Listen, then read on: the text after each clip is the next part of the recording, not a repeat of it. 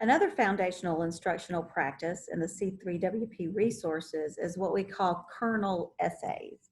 So we want you to understand why we chose each of the foundational practices. Why do we think they are foundational to students being strong, effective argument writers? So we don't want to just say, hey, and we want you to use kernel essays. We always want to be very transparent and open and honest about why we think that's a good way to teach students to be better writers. So I'm going to share my screen and we'll walk through a presentation I put together on kernel essays.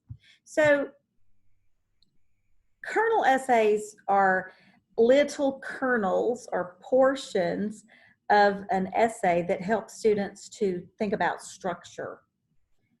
We have relied heavily on the work of Gretchen Burnaby. She, here's her picture here.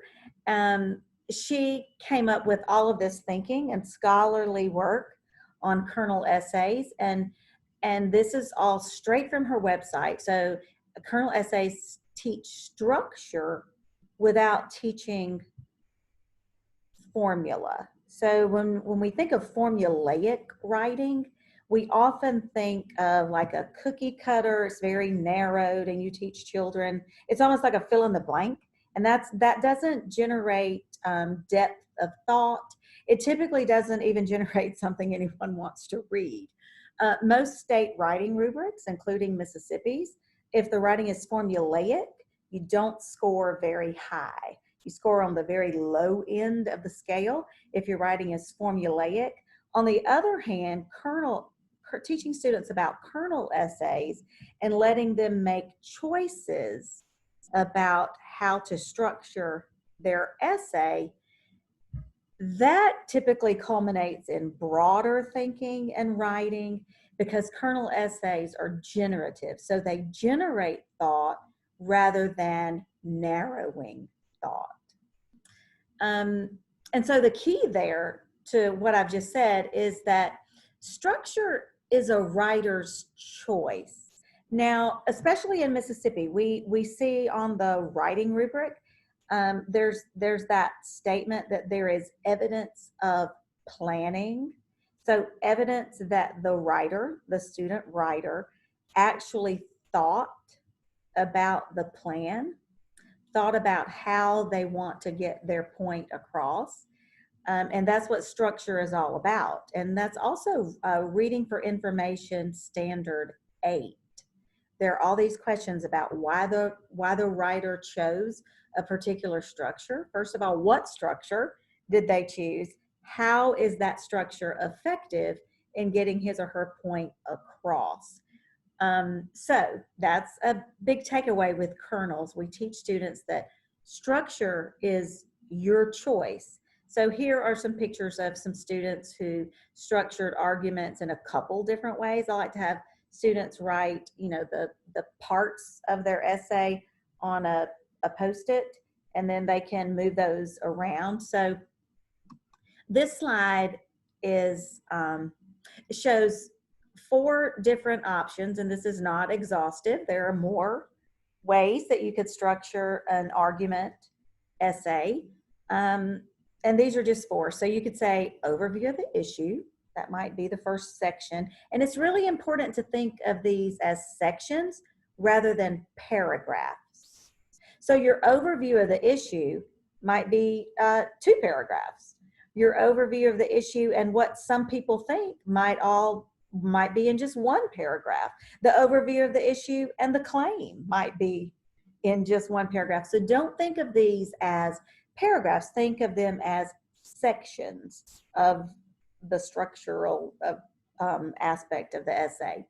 So overview of the issue, some people think, other people think, I think, here's why I think this, and in the end, here's what we should do. And then these are just different ways. Overview, my claim, some people say, other people say, here's how I would respond to them, and here's what we need to do. Here's a problem, it's a problem because, in my own experience. So I just want to, let me let me think of a topic, and we'll take that topic through each one of these. So one of the topics in one of the C3WP resources is a question of what the policy should be about civilians owning drones. You know, lots of kids own drones, lots of adults own drones. Initially, they were not for civilians, they were for the military. But now, you know, you can buy them on Amazon. Lots of people have them. And so it's beginning to cause a problem, some privacy issues, some issues with drones getting in the way of planes and in the way of firefighter equipment. That sort of thing. So overview of the issue, or let's just try this one. The problem. Whereas once drones were exclusively owned by the military, now drones are widely available to civilians. This is a problem because there aren't regulations on how, where, and when you can use drones.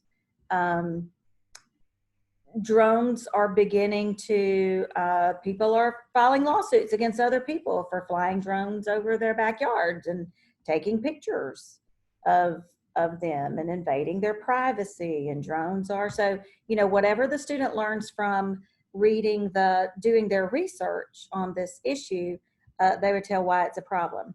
They could tell something. In my own experience, many of my family members have drones. Some of them use them responsibly, some of them don't. And here's what I think we should do, and here is why. You could do overview of the issue. Here's what I think. Here's evidence from my sources for why I think it. Other people think this, but here's what I would say back to them. So we need to regulate civilian use of drones. Okay, so the point here is, once you've decided what you want to say, the student, as the writer, gets to create a structure that helps them say that. And so here's examples of implementation in a 5th grade classroom here in South Mississippi. So this is the point. These photos you're seeing, these students had done research on their topic. They had looked at multiple perspectives on an issue, what the experts are saying. The experts don't always agree. And now they are writing the parts of their Kernel essays on Post-it notes.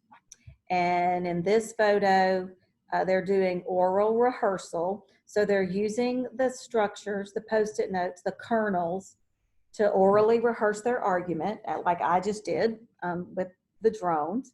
And then they give one another feedback. And so that oral rehearsal, if it doesn't really work out, all you have to do is either add some more Post-it notes or take some away or rearrange them. So the kernels really help in the planning, and you don't have to rewrite the entire essay if it doesn't work. So I also want to point out that even though we heavily use in the C3WP resources, we use Kernel Essays to improve student writing, you also can use them very effectively to improve student reading. So for example, students can read a published text and they can read it like a writer. You know, reading like a writer is different from reading like a reader. When you read like a reader, you're reading to get the meaning. And when you read like a writer, you're reading it to analyze how the writer got the meaning across to you. So what was the word choice? What was the structure? And so once students identify that kernel structure that the author used, then they can learn to write from writers. So they can say, oh, well, this writer used this structure. I think I'll use that. It seemed very effective. And doing that also helps the writer, the student, to understand the text more deeply. So it improves reading comprehension. So here's an example. I got this from Gretchen Burnaby. She suggests that you have students read lots and lots of published texts. Here's an example of the Declaration of Independence. So you can have them read historical documents or something in the newspaper, and then they divide it into sections. And notice that here's a good example of how you have two sections in one paragraph, right? So, so just remember, the kernels are not paragraphs, they're sections. And so then after the students have done this, then they say, oh, this is the kernel that the framers of the Declaration of Independence, here's the way they wrote this. Why we're delivering the message, here's our belief, here's how we think things should work, but here's the problem, here's proof of the problem, here's what we've tried and it didn't work, so now here's our solution or our claim. So I have a little bit of practice for us. There's this fabulous article written by Kathy Bergenstein and Gerald Graff, and the title of it is "In Teaching Composition, Formulaic is not a four-letter word." And so they propose the use of kernel essays. And so let's just jump straight to their article and let's see if we can figure out the kernel that they used to make their argument. So I'll just read aloud, and as I kind of can characterize a kernel, I'll say what I think that is. So one of the least examined assumptions among academics today is that being formulaic is always bad. People are saying that formulaic is cookie cutter. This is the charge commonly leveled against the 5-paragraph essay that's long been dominant. They say that okay, so this looks like the overview, right? The overview of the issue. Let's go back to our kernel. Definitely the first section is an overview of the issue. So let's read some more. So now there's quoting someone, Dennis Barron. They say what his credentials are. He complains about a formulaic approach in the SAT and says that it's not going to turn students into intellectual people. They'll kind of be like robots.